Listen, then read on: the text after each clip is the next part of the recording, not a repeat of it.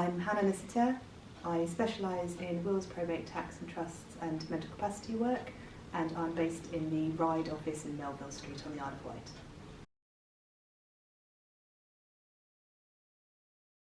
We get asked this a lot. It's very much a will is for anybody who has any assets, and a lot of people think, oh well, I haven't really got very much, I've got a few £100 in the bank.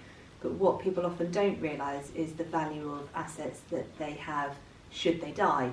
For example, you may have a house with a big mortgage on it, but you might also have life insurance that pays off that mortgage when you die.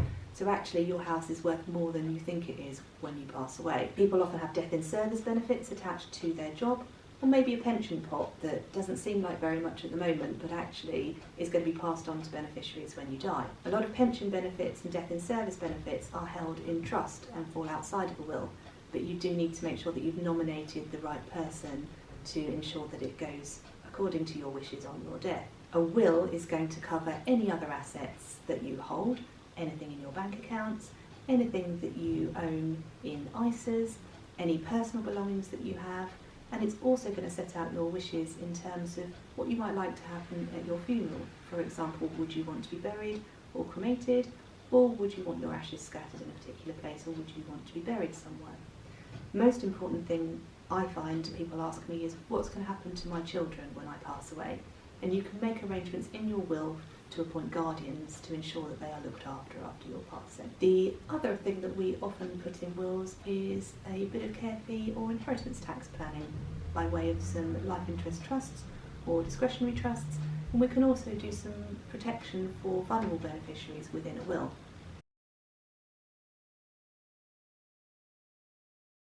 Anything that you have, so if you own a car, even if it's on finance, it may still have a value. If you own some jewellery or you own clothes, a lot of clothes have a value now on the second-hand market, so you may own furniture, all sorts of things have a value and they need somebody to be appointed to deal with it. The main reason that you might like to make a will is so that you know what's going to happen after your passing. You may not care, you may say, well, it doesn't matter, someone will sort it out. The difficulty with that is that that person may not have legal authority to be able to sort it out.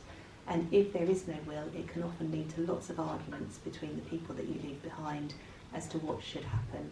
A will sets out your wishes, and it may be that, yes, there's not a lot of money now, but in the future it might be that there is more money. So making sure that you've got some provision in place for that can save a lot of time and trouble further down the line. As long as you're over 18, you can make a will. Wills will change over your lifetime if you make them when you're younger. We often recommend that people review them every 5 years.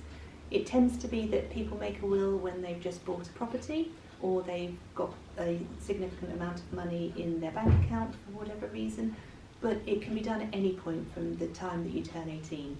Wills are often then reviewed as people look to retirement, or they inherit money further down the line, or they start to become worried about care fees. Wills very much aren't just for the rich or the elderly, although often people do panic when they are diagnosed with an illness, and that is the time that they are triggered or prompted to come in and see us.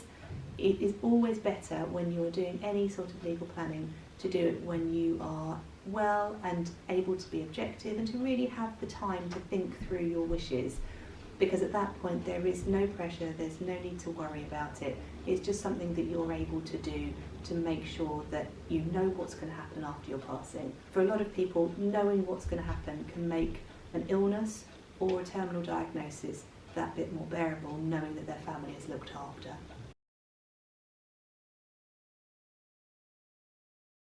If you don't make a will and you're married, all of your estate isn't necessarily going to go to your spouse.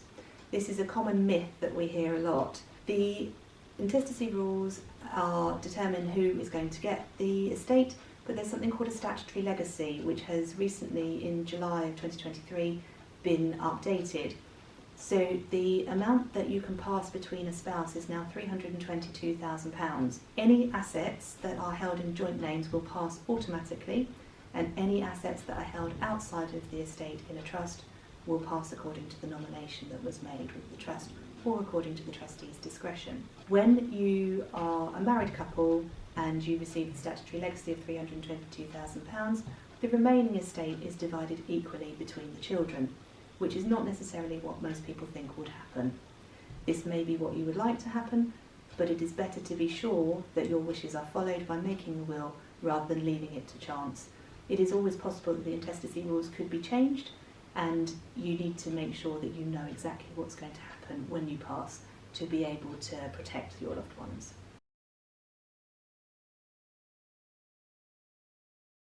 As soon as possible. I think everybody's circumstances are different, and making a will is better than not having a will at all. Even if you know that you might have to review it in the future, it is better to have a document that reflects your wishes. I would also strongly recommend taking proper professional advice when making a will. There's always been this myth that making a will is really simple, really straightforward, and you can't go wrong. The problem we are having now, because so many wills are challenged, is that you can go wrong, and if you're doing it yourself, it's highly likely that any homemade document is going to have some problems when it comes to your passing and administrating your estate. The difficulty with that is that it can probably not be fixed after the event. So we always recommend that people make good quality wills, taking proper professional advice, bespoke to their own circumstances, and making sure that they review that document regularly.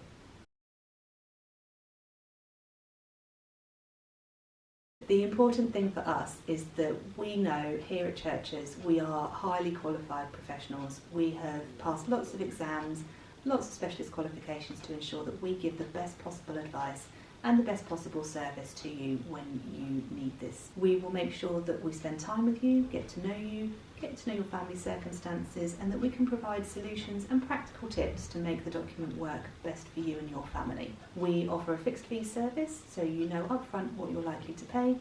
We can also go into detail about asset protection, and we can advise on the different types of options available to you. And it may be that actually you can end up saving your estate an awful lot of money by taking some professional advice. The other good thing for you is that we are insured and we are very heavily regulated, so if anything were to go wrong, there is always proper recourse back to us.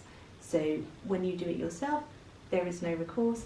If you go to somebody unqualified, again, there's not likely to be any insurance or any recourse through them if it goes wrong. You have the certainty when you instruct us that you have all of those protections as well.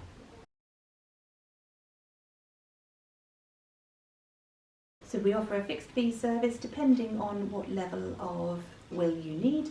We can let you know that when you phone up. We have different fees for individuals and for people coming in as a couple, and we have different levels of fees depending on how complex the drafting needs to be. We also offer cheaper fees usually when we are redoing a will that we hold for you already.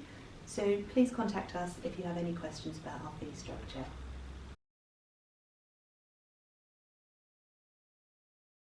So it's really easy. You can contact us through our website, you can give us a ring, or you can pop us a letter, whichever way is most convenient for you.